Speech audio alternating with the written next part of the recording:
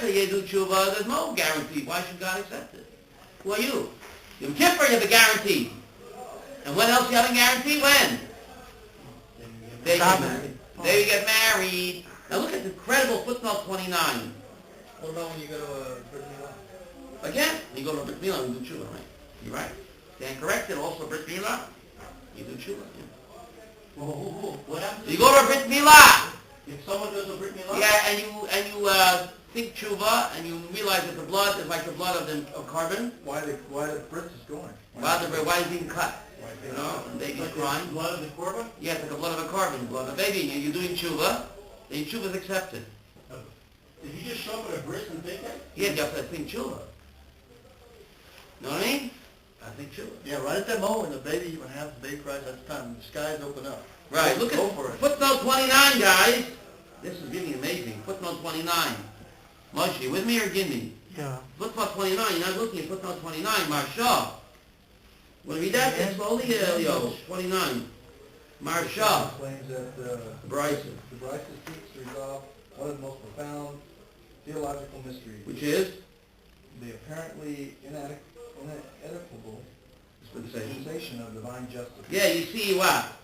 Rishoyim prospering, and you see tzaddikim what? Suffering. This is the great mystery. That is, go ahead.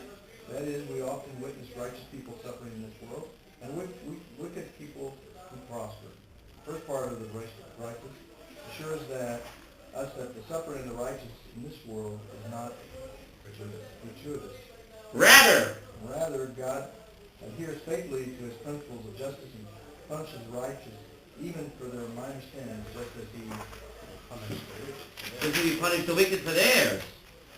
Right? For even the righteous occasionally stray. Right? Ecclesiastes 7, there is no man so righteous on earth that what? Who does good never sins, right? Point number 4, no? Yeah, Tosfos asked the question. What? Tosfos asked the question. What about the 4? Tosfos says exception to the rule. Ecclesiastes is speaking about the rule. Benji, Yishai, Kilov, and whom? Amram. Right? Moshe's father. Kilov, the son of David. So Tosfos says that we don't... What happened to the says, Shlomo is speaking about the cloud. These guys are yotzim in a cloud. Amram, yotzim in a cloud never upsets the cloud. So I'm going to talk about the cloud. Every man sins. There are 4 exceptions, but besides those 4, everyone sins. Kilov, the son of David. Yishai, the father of David. Amram, the father of whom? Moshe. And Benjamin, the son of Yaakov. Okay. Wow. But everybody else sins. You think these would be mighty great men. You don't hear that much about these. So who's greater, David or his son? Yeah, you don't hear so much about David's son. You hear about David. So who's greater, David or his son? David. Like that. Much greater. Who's David, David or his father? David. And yet, ask the question. So how did David sin in his father? So what do we see? B'mokum shebal tshuva omdim. Tzaddik Gomer can't reach there. King David proved it. His father never sinned.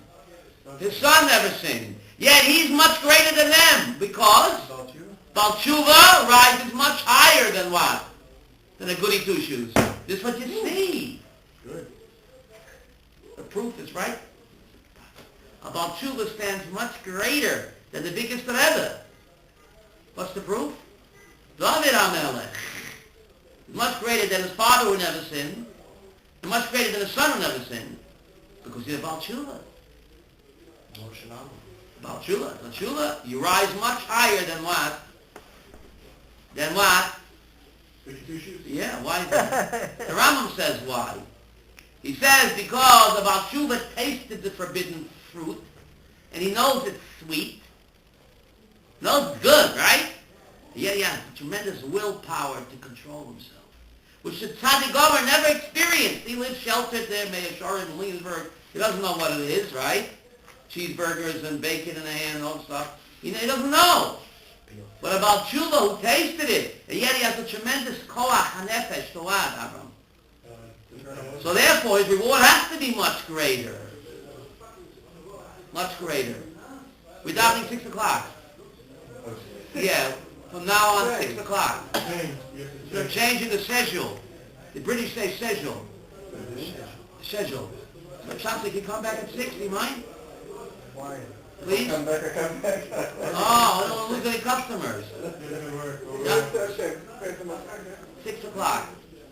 We got to study more. Got to keep up with the world. Right, Avram? We are the world. So, Well, you know what? I had some person ask me the other day. what? All these people that don't keep it in this here, and there's Jews and stuff, and they're prospering in their blood. This is the question here. This is the question. That's what I'm saying. But it'll catch up with them. They're living on borrowed time, or they have schus avos, or who knows what they did behind closed doors. They're supporting families under the table. You don't know. He looks like a Russia to you. You know how many checks he writes out to what? To Karen Shabbos or Ezra Fund? Don't know. I think you're just brainwashed by all these garbage. Yeah, 6 o'clock from now on, please. Because we're anyway, 2 weeks we anyway have to die. Right. So let's do it 6, please. You don't know. But more than you don't know what the guy's doing under the table. How many checks he writes. People know. The Rambam says one mitzvah can what? Outweigh many averos, or vice versa. Doesn't mean it canceled them. That's the story with that person that they get buried outside the cemetery because they thought he was a miser The story? all his life, and the whole community despised him. And after he was buried outside the cemetery, they found out that he was his I whole don't know life what was he's talking cussed. about. Yeah. This guy, a miser, he never gave nothing. Yeah. Nothing he never gave. He's so cheap that the Cheved Kadisha, the Ramah said, bury him outside the cemetery. He never gave no money, no nothing. Listen, please listen to me. Yeah, I heard the story, You know the story? yeah. So, after he dies, the next few days, what happens? All the poor people in town, no more meat, no more challah, no more medicine. Okay, good man. So the Ramah goes to the stores and says, what's going on? He says, what's going on? This guy who you buried outside the cemetery, who do you think, he gave us money every Thursday, whatever, Friday, to feed all these families, but he didn't want nobody to know nothing. Now he's dead, it's all over. The rabbi of the community asked. So the Ramah says, bury me next to him. Oh, wow. Yeah. It's an amazing story. Bury me next to him. It's like her. The great Ramah. Bury me next to him. His story has another ending. Unbelievable. I can tell I might cry, so please excuse me. This guy comes to the Ramah in a dream. This Ramah is a big Kabbalist, and he fasted, and he prayed that the person should come to him in a dream, he should be able to apologize to him. You listening to me? Yeah. If I cry, don't... Who should apologize to who? The Ramah felt terrible. When the man died, they said, bury him outside the cemetery, and then there's no more meat, no more butcher, no more challah, no more veggies, and the Ramah went to these storekeepers, and they said, what's going on? Yeah. Who was supporting all the poor people? That this guy. But he never wanted nobody to know. So Ramah felt terrible. He was buried, not going to dig him up. He fasted, tanesim, and he meditated. Did they bury him outside? They buried him outside the cemetery. Oh, they did? Yeah. He did. The Heaven Kedusha refused to... They refused to bury him, so Ramah said, okay, bury him outside. So there Ramah said, bury me next to him. But anyway, he felt terrible that he insulted this man. So the big Kabbalist, so he fasted and he prayed, the Ramah did, big Mukubah. And he wanted this Neshama to come, he should ask him Mechila. You listening to that? Yeah. Don't have any nightmares.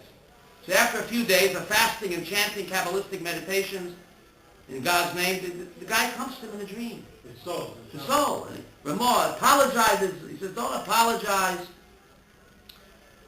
You didn't know. And Ramah asks him, how is Olam Haba? He says, yes, I have the highest level of Olam Haba. The highest level. But, I can't, what? There's one thing.